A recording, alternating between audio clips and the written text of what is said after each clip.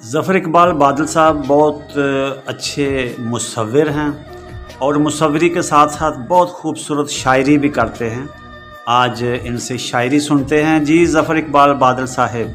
बहुत शुक्रिया सर। जान जाती है उन मकानों की, वाह। जान जाती है उन मकानों की जिनमें तकसीम हो दुकानों की। बहुत अच्छा। जान जाती है उन मकानों की जिनमें तकसीम हो दुकानों की। अपनी मर्जी से की हुई शादी, अपनी मर्जी से की हुई शादी एक लहद है दो खानदानों की। वाह। अपनी मर्जी से की हुई शादी एक लहद है दो खानदानों की।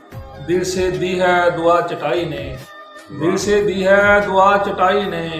उम्र लंबी हो शामियानों की, उम्र लंबी हो शामियानों की। और फूल के नाम से भी चिढ़ती है, फूल के नाम से भी चिढ़ती है।